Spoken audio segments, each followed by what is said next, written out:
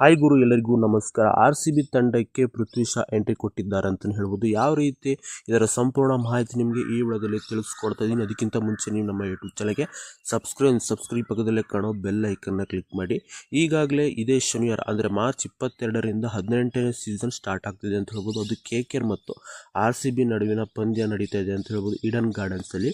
ಇದಲ್ಲದೆ RCB ಅನ್ಬ್ಯಾಕ್ಸ್ಮೆಂಟ್ನಲ್ಲೂ ಕೂಡ ಎಲ್ಲ ರೀತಿಯ ಸ್ಕ್ವಾಡ್ ಪ್ಲೇಯರ್ಸ್ಗಳು ಕೂಡ ಎಂಟ್ರಿ ಕೊಟ್ಟು ತುಂಬ ಸ್ಟ್ರಾಂಗ್ ಆಗಿ ಕಾಣ್ತಾ ಇದೆ ಅಂತ ಹೇಳ್ಬೋದು. ಹೀಗಿರಬೇಕಾದ್ರೂ ಕೂಡ ಸೋಷಿಯಲ್ ಮೀಡಿಯಾ ಮತ್ತು ಅದೇ ರೀತಿ ಎಲ್ಲ ರೀತಿಯ ಕ್ರಿಕೆಟ್ ಇನ್ಫೋಗಳು ಕೂಡ ಹುಡ್ತಿರೋ ಮಾಹಿತಿ, ಪೃಥ್ವಿ ಶಾ ಅವರು RCB ತಂಡವನ್ನು ಸದ್ಯದಲ್ಲೇ ಸೇರಲಿದ್ದಾರೆ ಅಂತ ಮಾಹಿತಿಗಳು ಕೂಡ ಕೇಳಿ ಬರ್ತಿದೆ. ನಾವು ಸ್ವಲ್ಪ ಹಿಂದಕ್ಕೆ ಹೋದರೆ IPL 2024ಗೆ ಹೋದರೆ ಡೆಲ್ಲಿ ಕ್ಯಾಪಿಟಲ್ಸ್ನ ಪರವಾಗಿ ಆಡಿದ್ರು, ಸುಮಾರು ವರ್ಷಗಳ ಕಾಲ ಕೂಡ ಆಡಿದ್ರು ಅಂತ ಹೇಳ್ಬೋದು. ಒಂದೆರಡು ಸೀಸನ್ ಸಿಕ್ಕಾಪಟ್ಟೆ ಚೆನ್ನಾಗಿ ಟಚ್ಚಲ್ಲಿ ಕಾಣ್ತಿದ್ರು, ಭರ್ಜರಿಯಾಗಿ ಬ್ಯಾಟಿಂಗ್ನ ಕೂಡ ಮಾಡ್ತಾ ಇದ್ರು. ಆದರೆ ಕಳೆದ 2 ವರ್ಷಗಳ ಅಂದರೆ 2023-24 ನಾವು ತಗೊಂಡಾದ್ರೆ ಇಲ್ಲಿ ಪೃಥ್ವಿ ಶಾ ಅವರು ಯಾವುದೇ ರೀತಿಯ ಫಾರ್ಮಲ್ಲಿ ಇದ್ರು. ಒಂದು ಮ್ಯಾಚ್ ಚೆನ್ನಾಗಿ ಆಡ್ತಾ ಇದ್ರು, ಇನ್ನೊಂದು ಮ್ಯಾಚ್ ಚೆನ್ನಾಗಿ ಆಡ್ತಾ ಇರಲಿಲ್ಲ.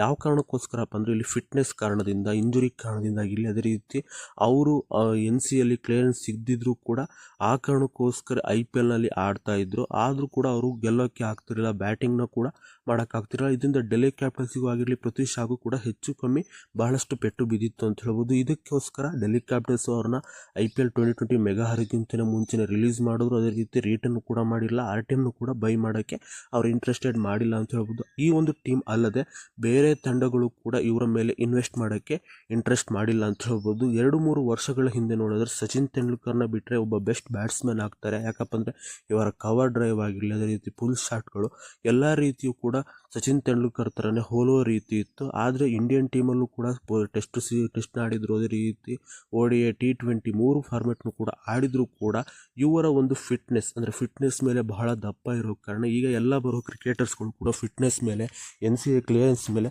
ಬಹಳಷ್ಟು ಯೋಚನೆ ಮಾಡಿ ಅವರು ಫಿಟ್ನೆಸ್ ಮೇಲೆ ತಲೆ ಕೊಡ್ತಾರೆ. ಆದರೆ ಪೃಥ್ವಿ ಶಾ ಇದಕ್ಕೆ ಯಾವುದಕ್ಕೂ ಕೂಡ ಟೆನ್ಷನ್ ಮಾಡ್ತಿರ್ಲಿಲ್ಲ ಅಂತ ಹೇಳ್ಬೋದು.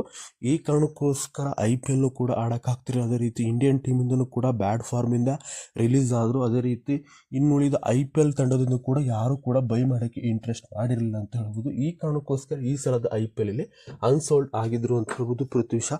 ಆದರೆ ಈ ಸಲ IPLನಲ್ಲಿ RCB ತಂಡವಾಗಿ ಇವರು ಬರ್ತಾರೆ ಅನ್ನೋ ಮಾಹಿತಿ ಸಿಗ್ತಿದೆ. ಯಾವ ಕಾರಣಕ್ಕೋಸ್ಕರಪ್ಪ ಅಂದರೆ ನಮ್ಮ ಕರ್ನಾಟಕದ ಆಟಗಾರ ಮನೋಜ್ ಪಾಂಡೆ RCB ತಂಡದಲ್ಲಿ ಇದ್ದಾರೆ. ಆದರೆ ಅವರು ಈಗಾಗಲೇ ಇಂಜುರಿಯಿಂದ ಬಳಲ್ತಾ ಇದ್ದಾರೆ ಅಂತ ಮಾಹಿತಿಗಳು ಕೂಡ ಕೇಳಿ ಬರ್ತಾಯಿದೆ. ಈ ಕಾರಣಕ್ಕೋಸ್ಕರ RCB ತಂಡದಲ್ಲಿ ರೀಪ್ಲೇಸ್ಮೆಂಟ್ ಆಗಿ ಪೃಥ್ವಿ ಶಾನ ಕಣಕ್ಕಿಳಿಸಬೇಕು ಅನ್ನೋ ಒಂದು ಯೋಚನೆ ಮಾಡ್ತಿದೆ RCB ಮ್ಯಾನೇಜ್ಮೆಂಟು ಅನ್ನೋ ಮಾಹಿತಿಗಳು ಎಲ್ಲೆಡೆ ಕೇಳಿ ಬರ್ತಾ ಇದೆ ಅಂತ ಹೇಳ್ಬೋದು.